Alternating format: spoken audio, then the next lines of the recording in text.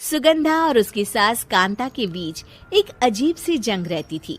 ये जंग थी किचन में कौन ज्यादा अच्छा काम करेगा और घर के सदस्यों के दिल जीतेगा।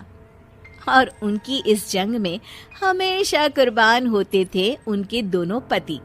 कैसे? आइए देखते हैं इस किचन पॉलिटिक्स की कहानी में। एक दिन किचन में, माँ जी, आज मैं बना रही हूँ मेथी की सब्जी। इस खाने से घर वालों के पेट की सारी समस्या खत्म हो जाएगी। और मैं बना रही हूँ तड़के वाली छाछ, जिसे पीते ही गैस की समस्या कभी नहीं होगी। दोनों अपने अपने खाने को लेकर टेबल पर पहुँच जाती हैं। तभी सुगंधा के ससुर उसकी बनाई सब्जी की तारीफ कर देते हैं। अरे वाह, मेथी की सब्जी भी बनी है, बड़ी ही स्वादिष्ट है। वाह बहू वाह।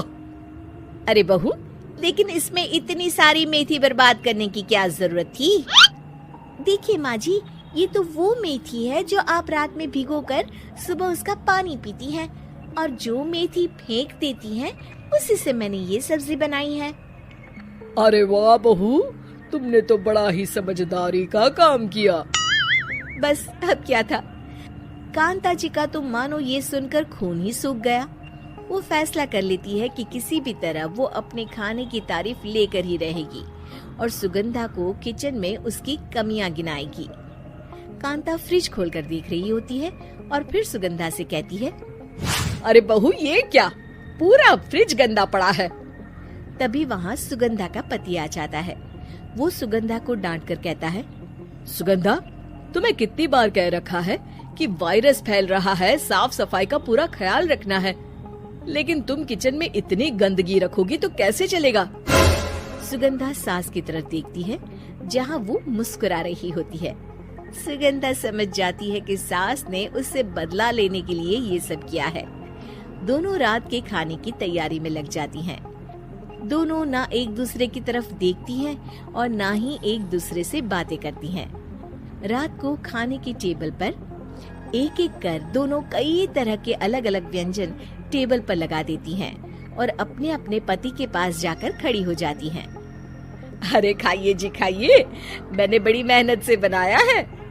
प्लेट में वो खाना डालती हैं। सुगंधा भी दोनों की प्लेट में खाना डालते हुए कहती है, बड़ी ही मेहनत लगी है इस खाने को बनाने में। हाँ, दोनों को ना चाहते हुए भी सारा खाना खाना पड़ता है। कहीं दही तो कहीं मलाई तो कहीं मसाला। और इन सब के बाद दोनों बड़ी ही मुश्किल से अपने कमरे में सोने जाते हैं। लेकिन अगली सुबह सुगंधा का पति चिल्ला रहा होता है, हाय रे, हाय मेरा तो पेट खराब हो गया, हाय माँ बहुत दर्द हो रहा है। तो वहीं कांता के कमरे से भी कुछ ऐसी ही आवाज आने लगती है। हे भगवान, इस सास बहू की लड़ाई हमारी जान लेकर रहेगी। जाओ कोई डॉक्टर को बुला कर लाओ। डॉक्टर आते हैं। दोनों को देखकर कांता और सुगंधा से कहती हैं, देखिए, आप दोनों इन्हें खाने में हल्का ही दीजिएगा। हो सके तो रात का खाना जल्दी खाया करें और वॉक किया करें। इतना कहकर डॉक्टर वहाँ से चले जाते हैं। जिसके बाद एक बार फिर से दोनों बहुएं किचन में जाती हैं और खाना बनाने में लग जाती हैं। रात में खाने के टेबल पर दोनों एक बार फिर से खाना लगाने लगती है। पापा जी, मैंने ये पतली मूंग की दाल की खिचड़ी के साथ ये पापड़ और पुदीने की चटनी भी बनाई है। अरे बहू, अभी अभी बेचारे पेट की बीमारी से गुजरे हैं, इतना भारी खाना तो डॉक्टर ने भी मना किया है ना। देखिए, मैंने आप दोनों के लिए सूप बनाया है। और दोनों उन लोगों की प्लेट में खाना डालने लगती हैं। तभी दोनों एक साथ बोल पड़ते हैं, बस करो, हमें माफ करो, हमें नहीं खाना इस घर में, ना खिचड़ी और ना ही सूप। हम इंसान हैं, एक वक्त में एक ही खाना खा सकते हैं।